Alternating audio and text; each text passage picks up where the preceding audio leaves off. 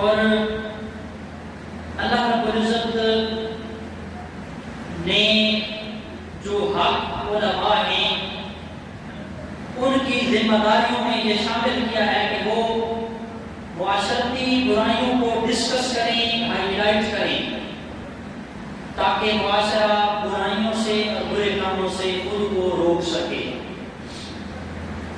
قرآن مجید فرقان حمید میں اللہ تعالیٰ نے میاں اور بیوی کو، اس مقدس اور پاکیزہ رشتے کو کئی آیات میں بیان فرمایا، اور اس رشتے کی بیس پر ہی خاندانوں کے خاندان بنتے ہیں اور اجڑتے ہیں۔ اس وجہ سے رب نے قرآن میں اس حساس اور نازک رشتہ میاں بیوی کا کئی بار کئی جگہوں پر بیان فرمایا، اور بڑا ایک ویلڈ پوائنٹ اور نقطہ یہ ہے کہ سب سے اہم رشتہ میاں بیوی کا رشتہ ہے، ماں باپ کا رشتہ بھی ہے، بہن بھائی کا رشتہ بھی ہے، اور اولاد کا رشتہ بھی قرآن میں مذکور ہوا۔ لیکن آپ گن لیں، کاؤنٹ کر لیں، پڑھ لیں، ڈیپلی اسٹڈی کر لیں، جتنی واضح اور زیادہ آیات میاں بیوی کے رشتے کو بچانے، چلانے اور سنبھالنے کے لیے اللہ نے بیان فرمائی، اتنی ماں باپ کے حق میں بھی آیتیں نازل نہیں ہوئی۔ اتنا نازک اور سینسٹیو اور اہم مسئلہ ہے یہ میاں بیوی کے رشتے والا، اس میں خرابیاں اور کمزوریاں آتی ہیں، تو اس کو بچانے کی خاطر اللہ تعالیٰ نے کئی درجنوں، بیسیوں، سینکڑوں تک کی تعداد میں اللہ نے میاں اور بیوی کے حقوق اور ان کے بارے میں ذکر قرآن میں اور حدیث میں بیان کیا گیا۔ اتنا ماں باپ کے حق میں بھی آیتیں نہیں ہیں، اتنی اولاد کے حق میں بھی آیتیں نہیں ہیں، اتنی آیتیں بہن بھائی بیٹی اور دیگر رشتہ داروں کے حقوق کو بیان کرنے کے لیے نہیں آئے۔ سب سے زیادہ کس کے بارے میں نازل ہوئی؟ میاں بیوی۔ کیوں؟ اللہ تعالیٰ کو پتہ تھا کہ شیطان لعین داخل ہو کر، یا کئی مرتبہ گھروں میں انسانی شکل میں شیطان داخل ہو کر، خارجی بندہ داخل ہو کر میاں اور بیوی کو آپس میں لڑانا جھگڑانا چاہتا ہے اور کمزور کرنا چاہتا ہے، رشتوں میں دراڑیں پیدا کرنا چاہتا ہے۔ تو اس کی وجہ سے رب نے قرآن میں درجنوں سے بھی زائد آیات کو اللہ تعالیٰ نے میاں بیوی کے رشتے کو اہم کر کے بیان فرمایا۔ تو اس کی حساسیت اور اس کی نزاکت کو، اس کے نازک ہونے کو اللہ تعالیٰ نے جو بیان فرمایا وہ فرمایا ہن لباس لکم وانتم لباس لہن، کہ بیویاں تمہارا لباس ہیں اور بیویوں کا لباس مرد۔ ٹھیک ہے، مرد بیویوں کا لباس، بیویاں مردوں کا لباس۔ رب نے لباس کیوں فرمایا؟ کوئی اور مثال کیوں نہیں دی؟ لباس میں تین خصوصیت ہوتی ہیں، تین لباس میں وصف ہوتے ہیں، صفتیں ہوتی ہیں لباس میں۔ لباس بندے کو سردی اور گرمی سے بچاتا ہے، بچاتا ہے، ساتھ ساتھ بولتے جائیں نا۔ لباس بندے کو سردی اور گرمی سے، یعنی سردی آئے تو گرم لباس ہم پہنتے ہیں، سردی سے بچ جاتے ہیں، گرمی آئے تو ہم ٹھنڈا لباس پہنتے ہیں تاکہ گرمی سے بچ جائیں۔ اور لباس میں دوسری خصوصیت یہ ہوتی ہے کہ لباس بندے کا وقار، عزت، پرسنالٹی، شخصیت اور بندے کی شخصیت کا آئینہ دار اور روپ بناتا ہے بندے کا لباس۔ لباس نہ ہو تو جگہ بنا سیاہ آدمی بغیر لباس کے چلے، کوئی اس کو سیاہ کہے گا؟ کوئی نہیں کہے گا۔ تو لباس ایک کو سردی گرمی سے بچاتا ہے، لباس بندے کی پرسنالٹی، شخصیت اور بندے کا جو ہے وقار ہے۔ اور تیسرا اللہ تعالیٰ نے جو لباس کا بیان فرمایا، لباس جب بندہ پہن لیتا ہے تو بندے کے جسم کے سارے عیب بولو چھپ جاتے ہیں نا۔ لباس پہنے آپ نے، میں نے لباس پہنا ہوا ہے، کسی کو کیا پتا ہمارے جسم پر کتنے دھبے، داغ، زخم ہے، کسی کو کچھ نہیں پتا۔ تو یہ کس نے چھپا دیے عیب؟ لباس نے۔ تو بیوی کو مرد کا لباس اور مرد کو بیوی کا لباس اس لیے کہا کہ اگر بیوی تکلیف میں ہے تو مرد بچائے، جس طرح سردی گرمی میں لباس بچاتا ہے موسم کی تلخیوں میں، اسی طرح مرد کو تکلیف ہے تو بیوی بچائے، بیوی کو تکلیف ہے تو مرد بچائے اور دونوں ایک دوسرے کی شخصیت کا آئینہ دار ہوں. اور تیسری یہ ہے کہ اگر دونوں میں سے کسی میں کوئی عیب ہو تو ایک دوسرے کا لباس بن کر دونوں کے عیبوں کو لوگوں کو نہ بتائیں بلکہ کیا کریں؟ لوگوں کے عیبوں کو بولو یار، بولتے نہیں، لوگوں کے عیبوں کو چھپائیں. جس طرح لباس عیب چھپاتا ہے اسی طرح میاں بیوی بھی ایک دوسرے کے عیبوں کو لوگوں کو بتانے والے نہ ہوں بلکہ چھپانے والے ہوں. اس لیے اللہ تعالیٰ نے ان لباس لکم وانتم لباس لہن، تم ان کا لباس وہ تمہارا لباس کہہ کر بیان فرمایا کہ اگر تمہارے میں سے کسی ایک میں بھی عیب آئے یا دونوں میں عیب آئے تو انسان ہونے کے ناطے مرد میں بھی عیب ہے بیوی میں بھی عیب ہے، تو دونوں میں سے ہر ایک کی رسپانسبلٹی بنتی ہے کہ میاں اپنی بیوی کی عیب چھپائے اور بیوی اپنے ہسبینڈ کے عیب کو چھپائے، تب رشتہ چلے گا. اچھا جی، اکثر آپ نے غور کیا ہوگا، میں نے بھی دیکھا لوگ مسئلہ پوچھنے آتے ہیں کہ یار میرے نال بڑھی تے میری ٹھیک آ لیکن انہوں نہ میری ماں بڑھا دیے یا میری کوئی نند کوئی دیور یا کوئی باپ کا بندہ، تو اس کے لیے کیا ہے؟ حدیث میں آتا ہے اللہ کے حبیب صلی اللہ علیہ وسلم نے ایسے بندے کو لعنتی قرار دیا. لعنتی سمجھتے ہیں نا؟ لعنتی، لعنت کیا گیا، ملعون ہے وہ بندہ جو میاں بیوی کے جھگڑے کے درمیان جھگڑے کا سبب بنے، باعث بنے، دونوں کو لڑائے جھگڑائے، لڑانے جھگڑانے کا سبب بننے والے پر اللہ کے حبیب نے لعنت فرمائی ہے کہ وہ بندہ لعنتی ہے، وہ اللہ کی رحمت سے دور ہے، تو رب کی رحمت کا مستحق ہو سکتا نہیں. عموماً معاشرے میں یہ دیکھا گیا ہے کہ میاں بیوی کے اندر جو لڑائی ہوتی ہے وہ سبب کوئی تیسرا بندہ ہوتا ہے. وہ دونوں ٹھیک چلتے ہوتے ہیں لیکن کوئی تیسرا آدمی انٹرفیئر کر کے دخل اندازی کر کے دونوں کو لڑانے جھگڑانے میں کامیاب ہو جاتا ہے. اللہ کے محبوب نے اس بندے کو لعنتی فرمایا ہے.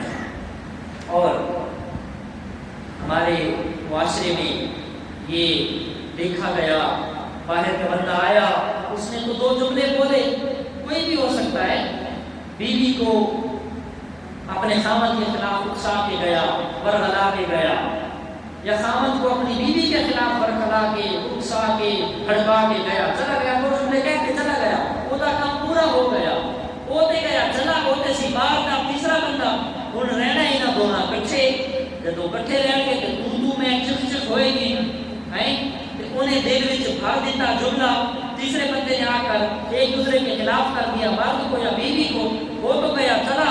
اب یہ ساری زندگی ان باتوں کو لے کر بیٹھے رہیں گے اور ایک دوسرے کے خلاف چلیں گے، ایک دوسرے کے خلاف بڑھائیں گے اور زبان دراز کریں گے. بیوی اگر بولے گی تو خامد کا وہ نافرمان ہو جائے گی، شریعت محمدیہ میں اس کی اجازت نہیں ہے.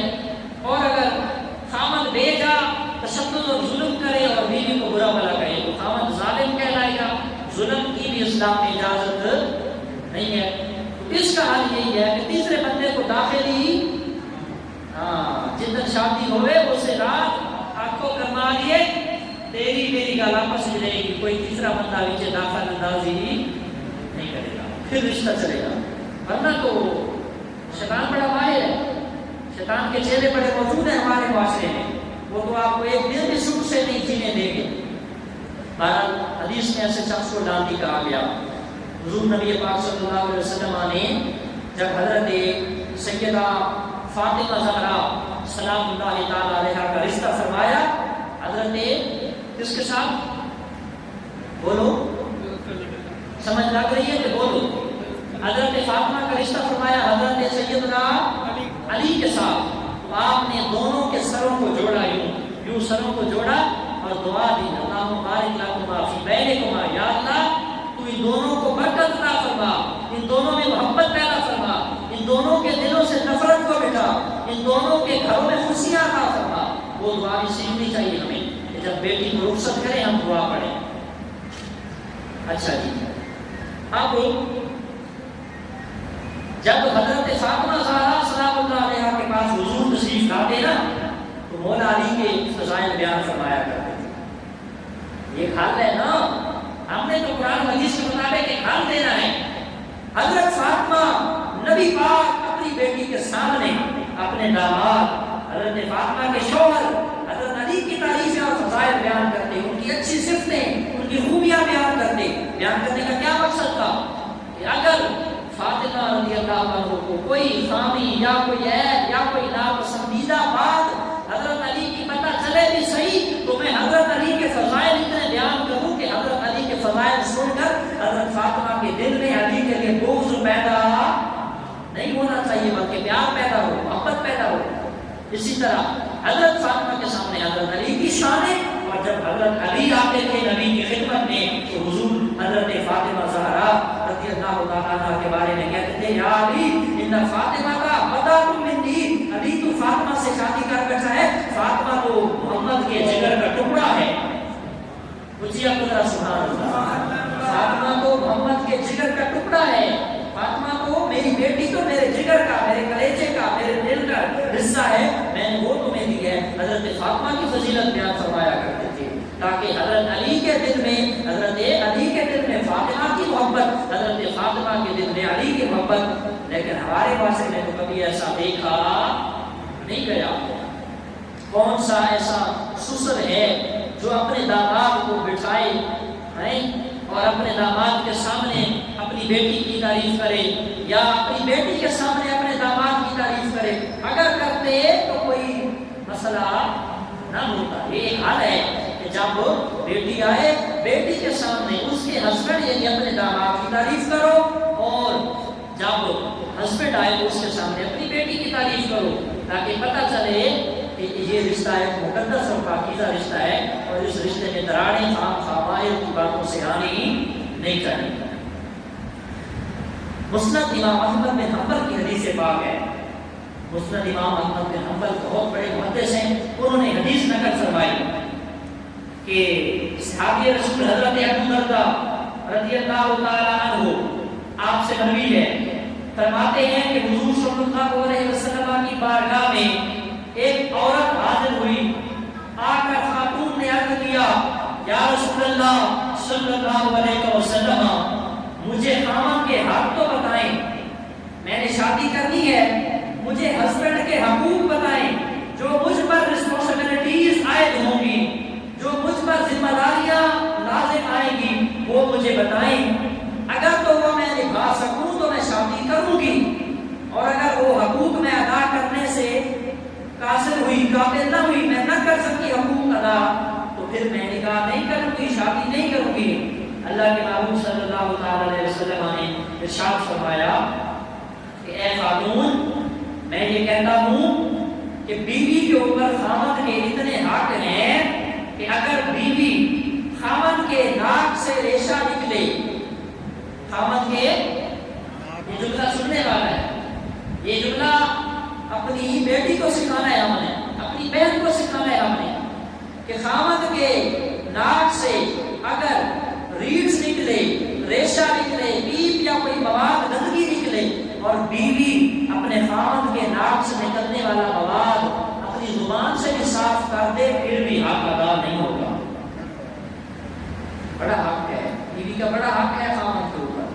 میں آگے چل کے وہ بھی بتاؤں گا کہ خامد پر بھی حق ہے بیوی کو خوش کرنے کے، وہ بھی میں آگے چل کے بتاؤں گا، تھوڑا سا رش زیادہ ہو جائے۔ پہلے خامد کا حق کہ بھئی بیوی کے اوپر خامد کا یہ حق ہے کہ اگر اس کے ناک سے کچھ نکلے تو بیوی کس کے ساتھ صاف کرے؟ اگر زبان سے بھی صاف کرے تو حق ادا نہیں ہو سکتا۔ اور کہا حضور نے، اے خاتون، تو خامد کے حق پوچھتی ہے کہ ہسبینڈ کا حق کیا ہے، میں کتنی اس کی خدمت کروں؟ تو اللہ کے محبوب نے فرمایا، میری شریعت محمدیہ میں رب کائنات کے سوا کسی کو سجدہ کرنا جائز نہیں ہے، اور اگر محمد کی شریعت میں کسی کو سجدہ کرنا جائز ہوگا تو میں بیوی کو حکم دیتا کہ بیوی اپنے خامد کو سجدہ کرے۔ یعنی اتنا مرتبہ پروٹوکول ہے بیوی کے لیے اپنا خامد، ٹھیک ہے جی؟ جیسے ہمارے لیے بیٹے کے لیے ماں کا چہرہ دیکھنا خانہ کعبہ کو دیکھنے کے برابر ہے، اسی طرح بیوی کا اپنے خامد کو چہرہ، اپنے خامد کا چہرہ دیکھنا بھی خانہ کعبہ کا درجہ رکھتا ہے۔ تو فرمایا اگر بیوی شریعت محمدیہ میں اجازت ہوتی تو میں بیوی کو حکم دیتا کہ بیوی اپنے شوہر کو سجدہ کرے، لیکن میری شریعت میں کسی بندے کو سجدہ کرنا رب کے سوا جائز نہیں ہے۔ اتنا بڑا حق ہے بیوی کے اوپر۔ ساڈے کو بیویاں نے زبانہ تے 10 فٹ تک شاید چلدیاں ہوں گیا، فیلڈ ہے نا ہماری مستی والے کو لوگ آتے ہیں مسائل پوچھتے ہیں، تو اندازہ لگ جاتا ہے کہ بھائی بیویوں نے شوہروں کے ناک میں دم کر کے رکھا ہوا ہے، ان کا جینا حرام کر رکھا ہے۔ حضور صلی اللہ علیہ وسلم نے ارشاد فرمایا، صحابہ کرام نے پوچھا کہ یا رسول اللہ جہنم میں کثرت سے کون لوگ داخل ہوں گے؟ قال نبی النساء، حضور نے فرمایا جہنم میں میری امت کی کثرت سے عورتیں داخل ہوں گی۔ کون داخل ہوگا جہنم میں؟ حضور نے فرمایا عورتیں کثرت سے داخل ہوں گی۔ یا رسول اللہ کس سبب سے؟ کوئی ریزن کیوں عورتیں کثرت سے جہنم میں جائیں گی؟ صحابی تڑپ اٹھے، دل ڈر گئے، یا رسول اللہ عورتوں میں تو ہماری مائیں بھی ہیں، ہماری بہنیں بھی ہیں، ہماری بیٹیاں بھی ہیں، ہماری بیویاں بھی ہیں، پھپھو خالہ رشتے بھی ہیں عورتوں میں، وہ جہنم میں جائیں گی۔ حضور نے فرمایا ہاں عورتیں کثرت کے ساتھ مردوں سے زیادہ عورتوں کی تعداد کثرت میں جہنم میں جانے والی ہوگی۔ یا رسول اللہ کس سبب سے؟ ما سببھا، اس کا سبب کیا ہے؟ حضور نے فرمایا عورتیں ایک تو اپنے رب کا شکر ادا نہیں کرتی جو مل جاتا ہے، شکوے شکایتیں ہر وقت، اور دوسرا اپنے خاوند کا شکر گزار نہیں ہوتی۔ اس سبب سے تو یہ باتیں سیکھنے والی ہیں، یہ باتیں اپنی بیٹی کو سکھانے والی ہیں۔ صرف بیوی کو نہ بتانا جا کے گھر کہ بھائی تو اللہ تعالی شکر نہیں کرتی، کہ ساڈی بھی شکر گزار تھینک فل نہیں ہوتی۔ یہ جب آپ اپنی بیٹی کو سکھائیں گے، بہن کو سکھائیں گے، بھانجی بھتیجی کو سکھائیں گے، وہ جب اپنے گھر شادی کروا کے جائے گی تو اس کی تربیت آپ نے ایسی کی ہوگی کہ وہ پھر اپنی زبان پہ حرف شکایت لائے گی نہیں۔ جب آپ سکھائیں گے، اور بیوی کو بھی سکھائیں، بیٹوں کو بھی سکھائیں، یہ درس دیں۔ یہ ویسے ہی نہیں کہتا کہ رسول نے فرمایا جہنم میں عورتیں کثرت سے داخل ہوگی، سبب داخل ہونے کا جہنم میں یہ ہوگا کہ وہ رب کی ناشکر گزار اور اپنے خامد کے شکوے شکایت اور ناشکر گزار ہوگی، خامد کی غیبت، خامد کی عیب نکالے گی، دیگر عورتوں کے سامنے، دیگر لوگوں کے سامنے اپنے ہسبینڈ کی تعریف نہ کرے گی، برائی بیان کرے گی۔ اس سبب سے اللہ انہیں جہنم میں کثرت سے داخل ہوگا۔ یہ مسائل بڑے غور و فکر کرنے والے ہیں۔ نبی پاک صلی اللہ علیہ وآلہ وسلم نے ارشاد فرمایا کہ جو بیوی اپنے شوہر کو خوش کرے، راضی رکھے، سیٹسفائیڈ کرے، مطمئن رکھے، جھگڑے کا، مسائل کا شکار نہ ہونے دے، اور جب یہ فوت ہوگی اور خاوند اس کا اظہار ہے کہ اس پر راضی تھا، فرمایا جدھر اس کی آنکھ بند ہوگی، مرے گی، قبر میں جائے گی، اللہ جنت کے آٹھوں دروازے کھول دے گا اس عورت کو۔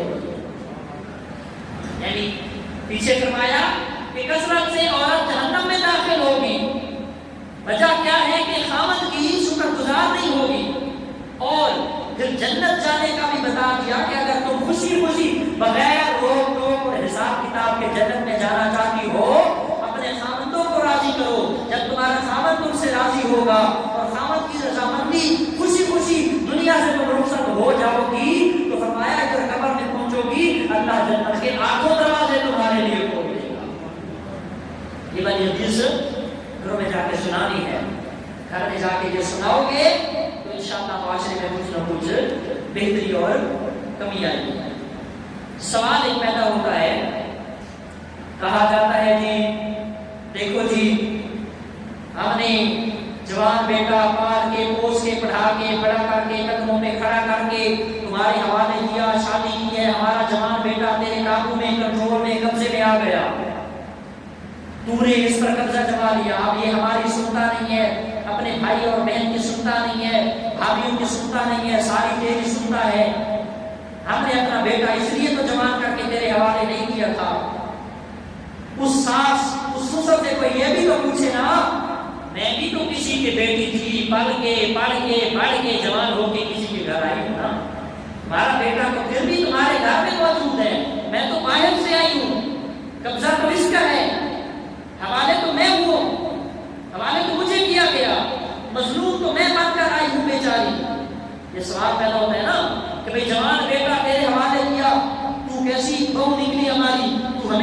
کرتی ہے، تو یہ نہیں کرتی، تو کام نہیں کرتی، تو ہمارے پاؤں نہیں دباتی، تو ہماری خدمت نہیں کرتی. تو یہ سوال پیدا ہوتا ہے. انہوں نے بندہ کوئی پوچھے جا کے وہ جڑی آئی ہے وہ دیکھو سیل پہ چلتی ہے، سیلوں سے بیٹری نہیں چلتی ہے جڑی آئی ہے بیچاری، جن تسی بیاہ کے لے آئے ہو، بہو بنا کے اپنی بیٹی بنا کے لے آؤ، اتنے چاول اور خرچے کیتے تسی، وہ سیل پہ چلتی ہے، وہ بیٹری پہ چلتی ہے، چارجنگ پہ چلتی ہے. وہ بھی تو کسی کی بیٹی تھی نا. جس طرح تم نے بیٹے کو پالا، پڑھایا، پوسا، پڑھایا، جوان کیا، کسی کے حوالے شادی کی ہے، حوالے کی کر کی ہے، بس اس کو لائے ہو، وہ بھی تو کسی کی بیٹی ہے، اس کو بھی تو گھر والوں نے، ماں باپ نے پالا، بیٹا پڑھایا، اس کو سکھایا، سمجھایا، جوان کر کے تمہیں تمہارے حوالے کیا. اس کی کوئی رسپیکٹ نہیں ہے، اس کی کوئی عزت نہیں ہے. خدایا ان چیزوں کو اگنور کریں، ان چیزوں کو دیکھیں اور معاشرے میں اس آگ کو بجھائیں. بیٹا جوان ہے، بیٹا اگر جو ہے وہ قدموں پہ کھڑا ہے تو وہ بھی تو جوان بیٹی ہے نا کسی کی، وہ بھی تو اس کے بھی ماں باپ کا دل ہے. انہوں نے اپنے جگر کا ٹکڑا کاٹ کر تمہیں دیا، اس کے ماں باپ نے اس کے ہاتھ پیلے کرنے کے لیے، فرض ادا کرنے کے لیے پتہ نہیں کس کس گھر میں کام کیے، کس کس کے سامنے سروں کو جھکا کر تمہارے حوالے کر دیا. حوالے تو تمہارے کیا اس بیٹی کو، بیٹا تمہارا پاس موجود ہے. اس لیے کوشش کرنی چاہیے. وہ جی برتن نہیں دھوتی، ہمارے کام نہیں کرتی، ہماری خدمت نہیں کرتی، میں اس کی ساس ہوں، اس کی ماں ہوں، یہ اس کا سسر ہے، یہ اس کا باپ ہے. جس طرح بیٹی کے لیے ساس سسر باپ کا درجہ رکھتے ہیں، اسی طرح داماد کے لیے بھی اپنے ساس سسر باپ کا درجہ رکھتے ہیں کہ نہیں رکھتے؟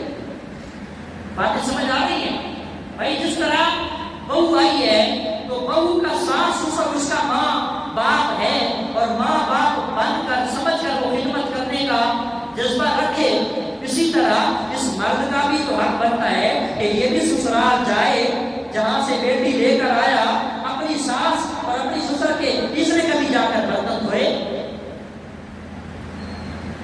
میں سمجھ لگ رہی ہے یا نہیں لگ رہی؟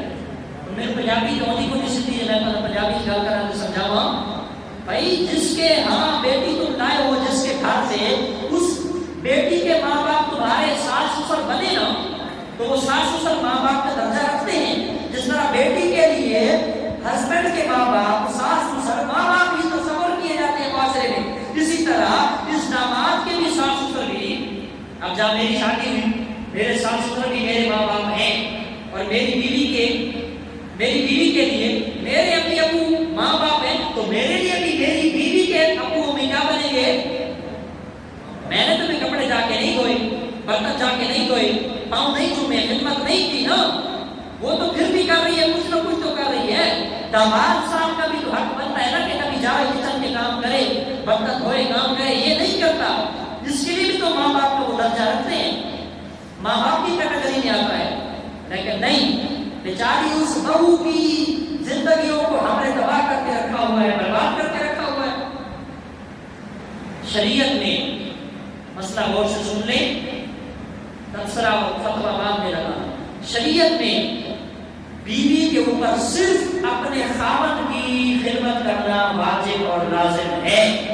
ساس سسر نندوں دیوروں بھابیوں دلانیوں کی خدمت کرنا واجب لازم نہیں ہے. وہ تو واجب سارے بولے. اور اگر وہ بہو تمہارے ماں باپ کی یعنی اپنے ساس سسر کی یا کسی کی خدمت کرتی ہے تو یہ اس کا احسان ہے، یہ اس کی مہربانی ہے، یہ اس کی کرم نوازی ہے. آپ اس کو فورس کر کے اپنے ماں باپ کی خدمت اس سے کروا سکتے. یہ بات الگ ہے کہ معاشرے میں جو بہو اپنے ساس سسر کی خدمت نہ کرے وہ بری تصور کی جاتی ہے، وہ گندی تصور کی جاتی ہے. یہ بات الگ ہے، یہ میٹر نہیں کرتا. یہ کنسپٹ ہے کہ اس پر لازم ہے، لازم نہیں ہے. شریعت میں، قرآن حدیث ہمارے شریعت اور محمدیہ میں یہ لازم نہیں ہے کہ وہ اپنے خاوند سے ہٹ کر کسی اور رشتے کی دیکھ بھال کرے. اگر کرتی ہے تو جھوٹ کر سلام کرو کہ کرما علی تھوڑی آنکھیں لگی تھے، ایکسٹرا کام کرنی پڑی. جس طرح ایکسٹرا نفل بندہ پڑتا ہے، اضافی نفل بندہ پڑتا ہے، تو ان کی ضرورت نہیں ہوتی. اسی طرح بیوی کے اوپر ساس سسر کی یا اپنی دیوروں کی، دیورانیوں کی یا نندوں کی یا دیگر رشتہ داروں کی خدمت کرنا فرض واجب اور لازم نہیں ہے. اور اگر وہ ان کے کپڑے دھوتی ہے یا کوئی بھی خدمت کا پہلو ادا کرتی ہے تو یہ اس کی مہربانی ہے، یہ اس کی شکریہ ادا کیا کرو، اس کا تھینکفل رہے کرو. وہ تمہارے گھر کے جو کام نہیں بھی لازم وہ بھی کر رہی ہے. ٹھیک ہے جی. ہاں اسی طرح ایک اور سوال کیا جاتا ہے کہ سسرال والوں کی خدمت کتنی کرنی چاہیے. اخلاقی لحاظ سے جتنی مرضی کریں, آپ کے اندر جو صلاحیت ہے بہو کے اندر جو آپ بیٹی بنا کر لائے وہ جتنا کام کر دے اخلاقی لحاظ سے فرض ہے, معاشرتی لحاظ سے یہ اچھا تصور کیا جاتا ہے, وگرنہ شریعت اس کو مکلف نہیں بناتی, شریعت اس کو مکلف نہیں کرتی, شریعت اس کو جو ہے وہ لازم نہیں کرتی کہ وہ اپنے ساس کی یا دیگر لوگوں کی صرف شوہر کو خوش کرے بس. بیوی صرف اپنے شوہر کے کام کاج کرے, ادروائز کام نہ کرے تو شریعت اس کو کچھ نہیں کہے گی. ہاں شوہر کو خوش کرنے کی نیت سے شوہر کے ماں باپ یا شوہر کے بھائیوں بہنوں کی خدمت کرتی ہے, یہ اس کا احسان ہے, اور آپ اس کو اس پر کوئی اجرت بھی دے دیں تو کوئی حرج نہیں ہے, گفٹ دے دیں, کوئی پیسہ ایکسٹرا دے دیں, کوئی حرج نہیں ہے. اور ویسے بھی شریعت نے دیور کا پردہ ہے شریف. ہمارے یہاں تو جو ہسبینڈ کا بھائی ہے جس کی یعنی بھابھی ہے وہ بالکل بلا جھجک مذاق ہنسی ہی کر رہا ہے, حالانکہ شریعت میں تو اس کا پردہ ہے, وہ سامنے ہی نہ آئے, شریعت ناز سے رہے گھر میں. اسی لیے تو شریعت نے حکم دے رکھا ہے کہ اپنی بیوی کو سیپریٹ مکان دیا جائے. 4 چیزیں لازم ہیں جب بیاہ کرنا ہو, کسی کی بہن بیٹی کو الگ مکان دو, عزت کا لباس دو, عزت کی روٹی دو, اور اس کے تمام حقوق کا خیال کرتے ہوئے اس کے ماں باپ کو ملوانے کے لیے گھر لے جاؤ ملاقات کے لیے. 4 چیزیں لازم ہیں. فتاوی رضویہ نے بڑی تفصیل کے ساتھ وہ تفصیل بیان کی جائے تو کئی جمعے گزر جائیں گے. یہ 4 چیزیں, بہو کو الگ مکان, اس کو اچھا کپڑا, اچھا کھانا, اپنی فائنانشیلی حیثیت کے مطابق, اپنی مالی حیثیت کے مطابق جو آپ کو اللہ نے اسٹرینتھ دی ہے اس کو دیکھتے ہوئے اچھا مکان, اچھا لباس, اچھا کپڑا, اس کے تمام حقوق کا خیال اور ماں باپ سے ملوانے کے لیے لے جاؤ. یہ 4 چیزیں لازم ہیں. اگر کمی کوتاہی کی تو ہسبینڈ صاحب سے پوچھا جائے گا. ہاں جی. ایک اور سوال پیدا ہوتا ہے, بیوی کو راضی کرے یا ماں کو راضی کرے. بیوی کو راضی کرتی ہے تو ماں ناراض, ماں کو راضی کرتے ہیں تو بیوی ناراض, بندہ کدھر جائے. آئی جان شکنجے اندر جی میں بیلنے اندر گنا, شکنجے میں تو جان آ جاتی ہے کہ بندہ ماں کی سن کر ماں کو راضی کرے, بیوی کو جھوٹا کہے, یا بیوی کو سچا کر کے ماں کو جھوٹا کہے, اس کا کیا حل ہے. یہ بے شمار سچویشنز ہیں, بہت سارے یہ مسائل ہیں اور بہت سارے یہ حالات ہیں. ان کا کوئی ایک حل نہیں ہے, کوئی ایک سلوشن نہیں ہے. ان کا حل یہ ہے آپ کوشش جاری رکھیں, دونوں کو بیلنس, دونوں کے درمیان بیلنس, دونوں کو متوازن برابر, نہ اس میں فرق نہ اس میں فرق. شریعت میں یہ ہے کہ بھائی بیوی کے بہت سارے حقوق ہیں جو خاوند پر لازم ہوتے ہیں, لیکن بیٹے کے اوپر جو ماں کے حق ہیں وہ بیوی کے حق. صحابی رسول آیا, عرض کی یا رسول اللہ, بندے پر سب سے زیادہ حق کس کا ہے کہ وہ خدمت کرے. قال نبی اموں کا, اے پوچھنے والے تیری ماں کا سب سے زیادہ حق ہے کہ تو ماں کی خدمت کرے. یا رسول اللہ ثم, پھر کس کا حق ہے, ماں کے بعد پھر کس کا. فرمایا قال اموں کا, تیری ماں کا حق ہے. قال ثم, یا رسول اللہ نہیں پھر کس کا حق ہے.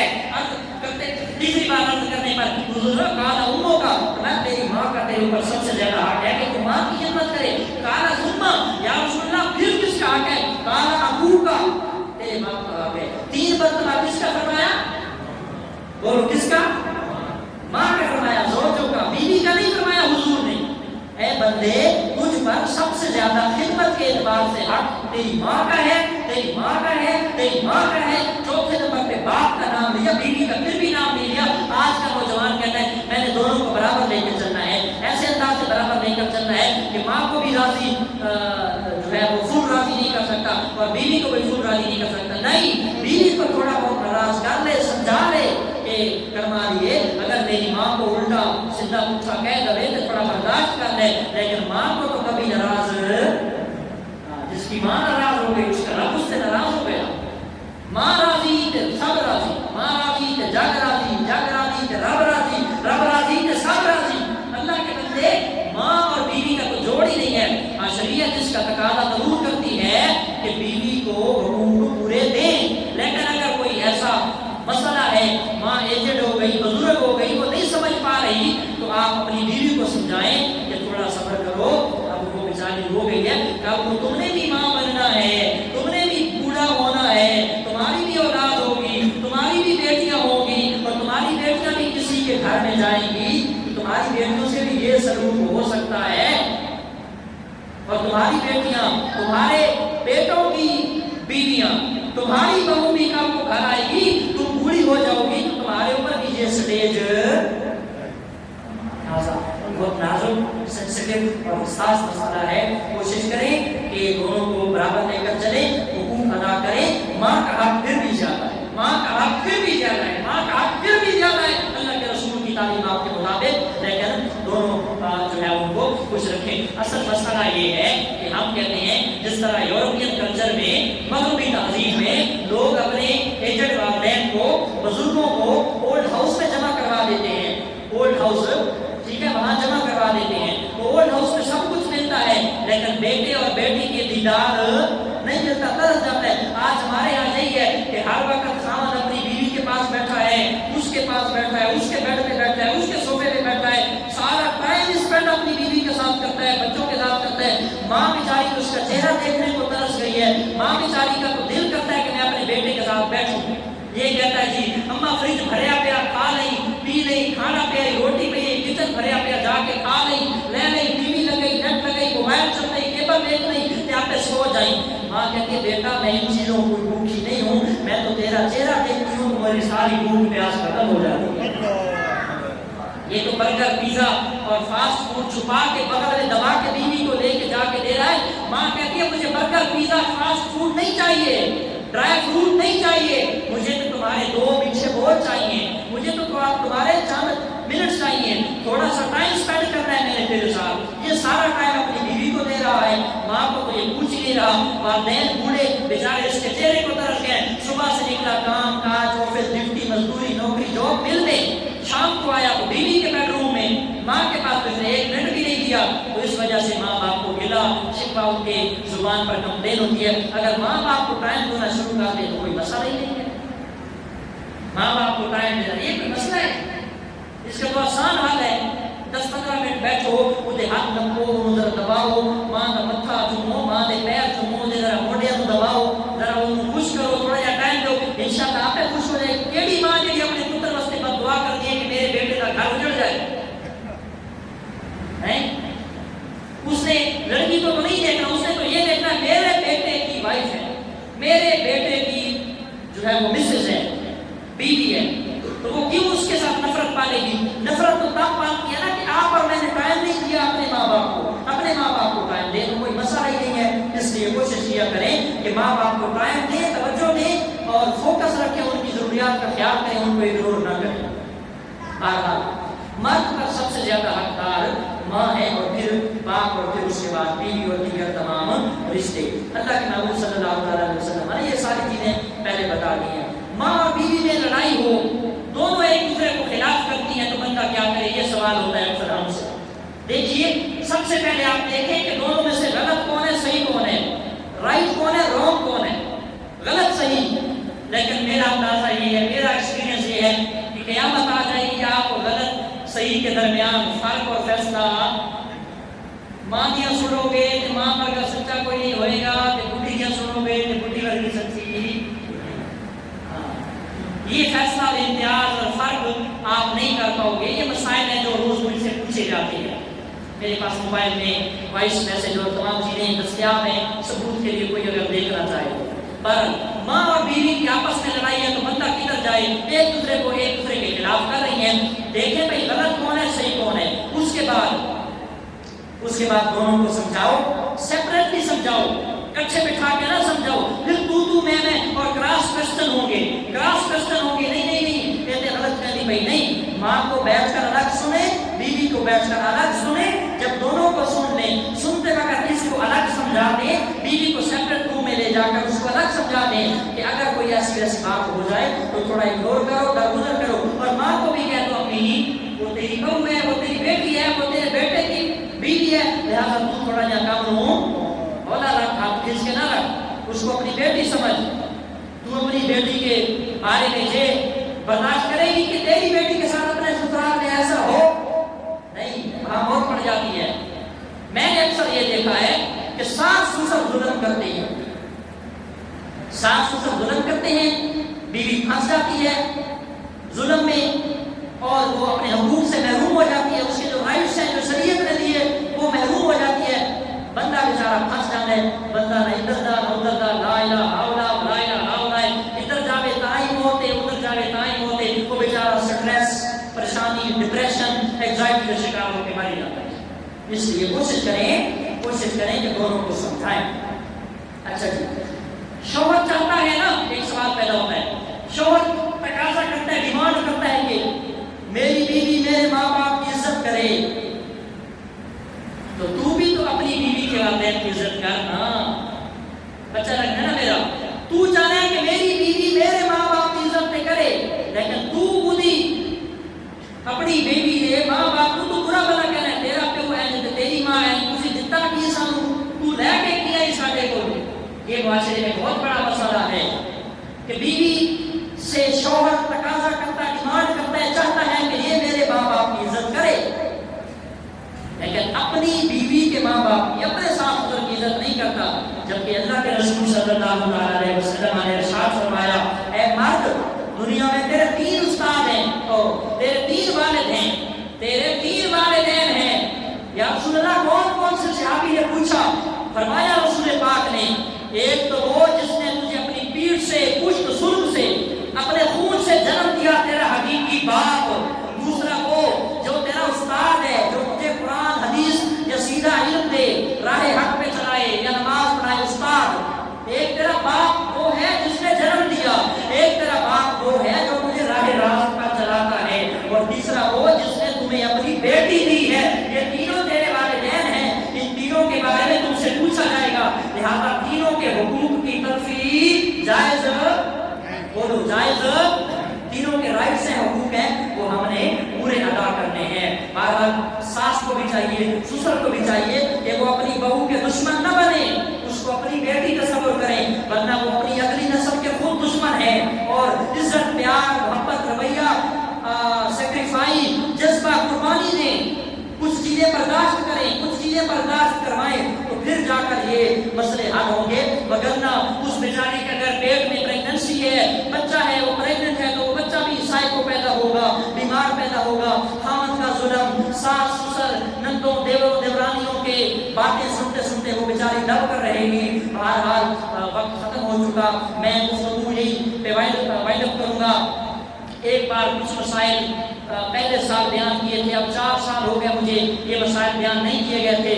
3-4 بڑے میرے محبت کرنے والے نمازی مقتدی دوست تھے، انہوں نے مجھے کہا ہوا تھا کہ یہ قرآن و حدیث میں حل بتائیں۔ طلاق کے مسائل بھی تھے لیکن وقت چونکہ ختم ہو گیا، تو یہ طلاق کے مسائل پھر کبھی یہ مکمل ایک ڈیبیٹ ہوگا، طلاق کے ضروری مسائل بیان کیے جائیں گے۔ یہ جو مسائل ہم نے بیان کیے نا، یہ بیوی کو سنانے سے زیادہ اپنی بیٹی کو، اپنی بہن کو، بھتیجی بھانجی کو سکھائیں، تاکہ وہ کسی کے گھر جائے تو ان کا گھر جہنم نہ ہو، جنت ہو۔ خاوند کو چاہیے اپنی بیوی کے حقوق پورے ادا کرے جو اس پر شریعت کے مطابق لازم ہیں۔ ہم نے بس مسئلہ یہ ہے نا، ہم نے قرآن اس دن رکھنا ہے صرف سر پر جس دن بیٹی کی بارات ہے۔ کبھی ہم نے سورہ نساء نہیں پڑھائی، سورہ نور نہیں پڑھائی، اور سورہ طلاق نہیں پڑھائی، اور سورہ بقرہ میں طلاق کے مسائل ہم نے نہ بیٹے کو پڑھائے نہ بیٹی کو پڑھائے۔ کاش کہ ہم پڑھاتے تو یہ مسائل جنم نہ لیتے۔ قرآن صرف سر کے اوپر چھاؤں میں بیٹی رخصت کر کے جا رہی ہے، لیکن اس کو اندر سے کھول کر پڑھا نہیں ہے کہ بھائی قرآن کے اندر لکھا ہوا کیا ہے۔ یہ معاشرے میں خرابیاں ہیں۔ چند دوستوں کے کہنے پر یہ میں نے لیکچر یا گفتگو کی ہے، اللہ کا شکر ہے وہ آئے کو نہیں آتے۔ میرا دل کر دے وہاں نہ کہ میں مچھی کی دلچسپی کرا لگا جنہیں دے کہتے میں بیان کی تھا۔ بہرحال پچھلا سال جو تھا اس دنوں کو ہم نے حضرت ابراہیم اور حضرت اسماعیل کا تذکرہ کیا تھا، کیونکہ آگے قربانی آنے والی ہے۔ بہرحال علماء کو چاہیے، خطباء کو چاہیے، آپ کو چاہیے آپ اپنے خطیبوں اور علماء سے یہ مسائل پوچھیں، وہ مسائل کے ممبر پر بیان کریں، تاکہ کسی کی ماں بہن بیٹی کا گھر اجڑے۔ میں نے سروے کیا، میں میں نے بہت سرچ کیا، سب سے زیادہ طلاق کے مسائل پنجاب میں، لاہور میں، دوسرے نمبر پہ ہمارا فیصل آباد ہے، اور اسی ہفتے ہمارے گاؤں میں ماں بہنوں بیٹیوں نے مسائل پوچھے اور ان کو طلاق ہوئی ہے، اور میں بڑا دکھی ہوں اس بات سے۔ ہمارے گاؤں میں بہت زیادہ طلاق پورے فیصل آباد میں، سب سے زیادہ تر لاہور میں، پھر دوسرا نمبر فیصل آباد کا ہے۔ سب سے کم طلاق ہمارے میاں والی کے ساتھ KPK خیبر پختونخوا ڈیرہ اسماعیل خان پشاور، وہاں سب سے کم طلاق ہے۔ سب سے زیادہ طلاق پنجاب میں زیادہ، لاہور میں سب سے زیادہ، اور پھر فیصل آباد میں۔ یہ ساری ان ایجوکیٹڈ لوگ، بیک لوگ، الٹریٹ لوگ، ان پڑھ لوگوں کی وجہ سے ہے۔ اللہ ہماری حاضری قبول فرمائے۔ 3 منٹ اوپر ہو گیا، معذرت خواہ۔ اگر کوئی مسائل ہیں یا کوئی چیزیں ہیں تو وائٹ بورڈوں پر میرا نمبر لکھا ہوا ہے، آپ مجھے فون کر کے یا کسی بھی طریقے سے سیپریٹلی مل کر آپ مسئلہ پوچھ سکتے ہیں۔ ابھی بھی آپ کے ذہن میں کوئی کوشچن ہے تو آپ سوال کر سکتے ہیں۔ اللہ تعالیٰ ہماری تمام ماں بہنوں بیٹیوں کے نصیب سے فرمائے، عزت کی زندگی عطا فرمائے، اور توفیق کی عطا فرمائے۔